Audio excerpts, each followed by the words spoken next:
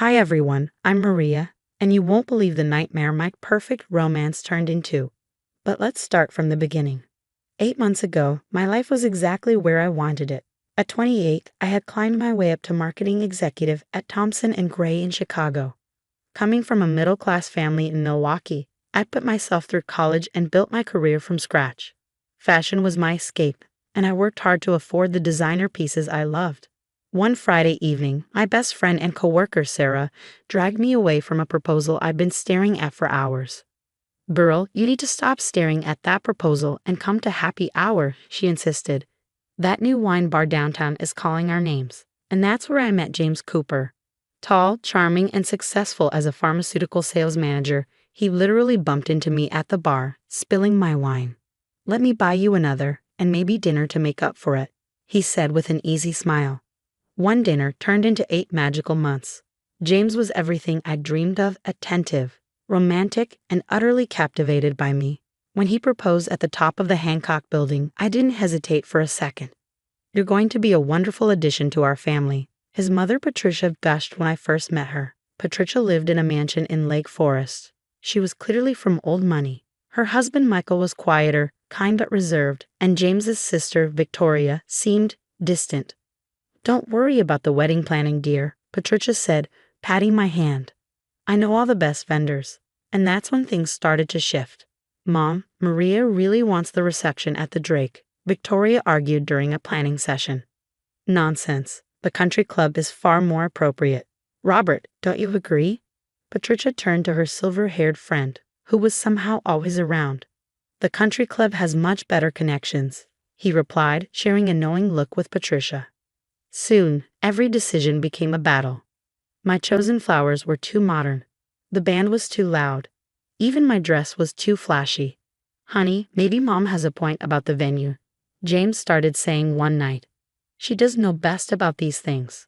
"But it's our wedding," I protested. "Maria, dear," Patricia would chime in with a serene smile, "I'm only thinking of what's best for the family's image. You'll understand once you're part of our world." Even Sarah was starting to worry. "She's totally trying to control everything. Are you sure James is worth all this?" I kept brushing her off, insisting that everything would be fine. But doubt was creeping in. The night before the wedding, during the rehearsal dinner, Patricia cornered me. "Those shoes you chose for tomorrow, they're quite tall, aren't they?" "They're Louboutins," I replied, "my splurge for the big day." She pursed her lips. "We'll see about that." Looking back, I should have seen the warning signs. But there I was, the morning of my wedding, getting ready with Sarah and Victoria, convinced I was about to start my perfect life. If only I'd known what Patricia had planned for my special day. Just before the ceremony, Patricia pulled James aside, speaking loud enough for everyone to hear. "Darling, have you seen the shoes Maria is wearing? She'll tower over you in all the photos." "Mom, it's fine," James started. "It's absolutely not fine. In our family, it's tradition for the bride to appear demure. Robert, you remember how my sister-in-law caused such a scandal." "These shoes cost me a fortune," I protested, feeling my dream day slipping away. "Babe, maybe you could just, take them off for the photos," James asked, not meeting my eyes. "You can't be serious." Sarah jumped in. "This is ridiculous," but Patricia was already announcing to the gathering guests. "In our family, we have such beautiful traditions. Maria has graciously agreed to honor them." Humiliated, I stepped out of my precious Louboutins. The cold church floor sent a shiver through me as I caught Sarah overhearing Patricia whispering to her country club friends. "Did you see how quickly she took them off? That's how you put these social climbers in their place. She needed to learn early who really runs this family." 3 weeks later, the wedding photos arrived. There was Patricia, front and center, wearing 4-inch heels taller than the ones she forced me to remove. But this was only the beginning. After the honeymoon, Patricia started showing up at our condo unannounced. "Oh dear, is this what you call organized?" she'd say, running her finger along the furniture. "And that smell." Another attempt at cooking. "James likes my cooking," I defended, but she shook her head. James was raised on proper meals. Speaking of which, son, the house I mentioned near us in Lake Forest just listed. "Mom, we agreed on Lincoln Park," I protested. "Actually, babe," James interrupted, Maybe we should look at it. Being closer to family would be nice. Even our plans to start a family weren't safe from her meddling. One evening, she dropped by during dinner. Not pregnant yet. At your age? She asked, arching an eyebrow. Perhaps it's for the best. Your career keeps you so busy, but James always wanted to be a young father. That's none of your business, I snapped. Maria, James scolded, don't talk to my mother that way. She's just concerned. Later that night, he confronted me. Maybe you could cut back at work. Mom's right about starting a family. I stared at him, this man who once loved my ambition now parroting his mother's words. The barefoot bride moment had been only the beginning. Every day, I was losing more of myself, and James was letting it happen. Your career isn't everything, he continued. Your mom says, your mom says, your mom says. Do you have any thoughts of your own anymore? I asked, exhausted. That night, as we slept in separate rooms, I realized my perfect life wasn't just cracking, it was shattering. Then the truly disturbing signs began. I noticed our mail looked tampered with, and when I checked our bank statements, I found transfers I didn't recognize. Hey, did you move money from our joint account? I asked James over breakfast. Oh yeah, Mom suggested some investments. Don't worry about it. Don't worry about it, it's our money. Why does she even know our account details? I've always kept her on my old accounts, she's great with finances. That same day, my boss called me into his office. Maria, we received some concerning calls about you. Someone suggested you're planning to leave for a competitor. My blood ran cold. Who said that? They wouldn't identify themselves, but they seemed to know a lot about you. At lunch, Sarah dropped another bombshell.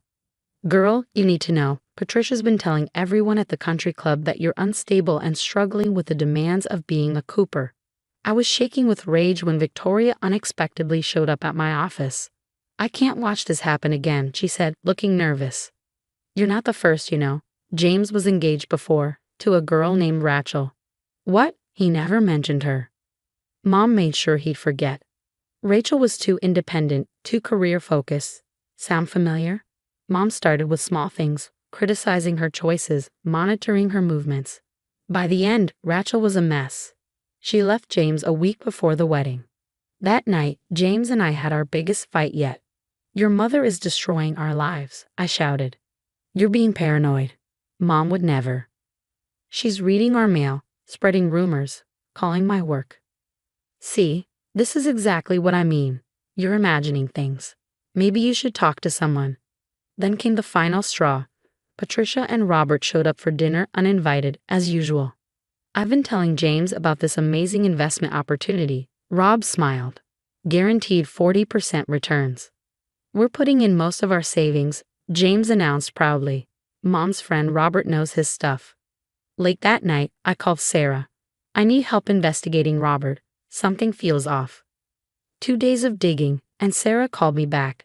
Maria, this guy had 3 companies shut down for suspicious activity. There are forum posts warning about his investment schemes. I need to get out before it all explodes. Help me plan. Already on it. I've documented everything, the mail tampering, the unauthorized account access, the workplace harassment. My cousin's a lawyer, and my spare room is yours whenever you need it. Looking at my perfect husband, sleeping peacefully beside me, I realized he was just another puppet in Patricia's show, and I refused to be part of the performance any longer. While secretly packing my life into storage, the news broke like a tsunami. Robert was arrested, his investment firm exposed as a massive Ponzi scheme. Our savings, along with millions from other investors, had vanished. Mom, how could you let this happen? James screamed into the phone. That was all our money. How was I supposed to know? Patricia wailed. I lost everything too. But the money was just the beginning. As investigators dug deeper, they uncovered Robert's connection to numerous fraudulent schemes, and Patricia's name kept popping up in the documents. Did you know she was getting kickbacks for bringing in new investors? Victoria revealed. She's been doing this for years, at the country club. The social fallout was spectacular.